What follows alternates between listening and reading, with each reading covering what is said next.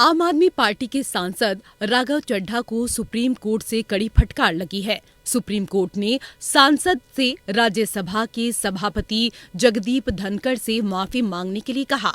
शीर्ष अदालत ने कहा कि कथित तौर पर सदन में व्यवधान फैलाने के आरोप पर आप चेयरमैन से बिना शर्त माफी मांग लें। इस पर राघव चड्ढा माफी मांगने पर सहमत हो गए।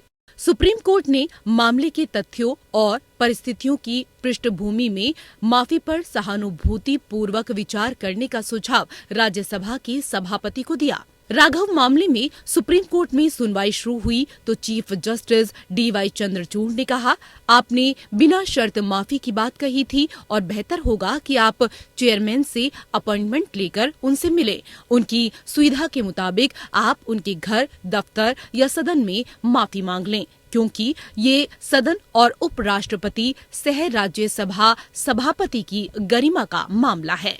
राघव के वकील शादान फरासत ने कहा कि राघव राज्यसभा के सबसे युवा सदस्य हैं। उनको क्षमा मांगने में कोई हर्ज नहीं है। वो पहले भी क्षमा याचना कर चुके हैं।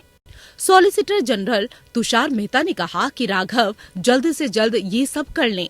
शादान ने कहा कि राघव के निलंबन का प्रस्ताव पूरे सदन ने पारित कर दिया था, लेकिन सभापति अपने स्तर पर भी इसे रद्द कर सकते हैं। CJI ने कहा कि सभापति इस पर सहानुभूति पूर्वक विचार कर सकते हैं। सॉलिसिटर जनरल मेहता ने कहा कि उपराष्ट्रपति अभी बाहर गए हैं। दीपावली के बाद सभापति से मुलाकात हो सकती है।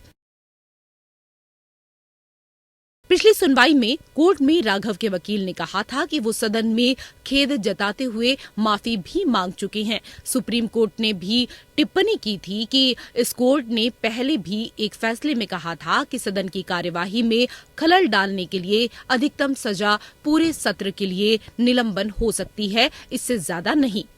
दरअसल राघव चड्ढा ने खुद को राज्यसभा से निलंबित करने के लिए मामले को लेकर सुप्रीम कोर्ट में याचिका दायर की थी। इससे पहले कोर्ट ने सुनवाई के दौरान कहा कि आखिर इसमें किस नियम के तहत सुनवाई होगी, क्योंकि राघव के निलंबन का प्रस्ताव तो पूरे सदन ने पारित किया था। इस मामले में पिछली सुनवाई में CJI ने सॉलिसिटर जनरल से पूछा कि इस तरह के अनिश्चितकालीन निलंबन का असर उन लोगों पर पड़ेगा जिनके निर्वाचन क्षेत्र का सदन में प्रतिनिधित्व नहीं हो रहा है।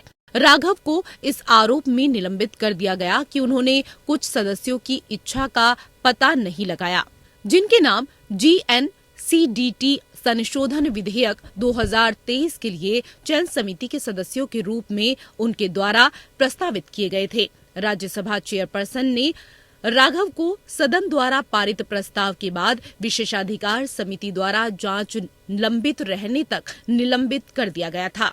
ये मामला अब दिवाली अवकाश के बाद सूचीबद्ध किया गया है। Bureau report.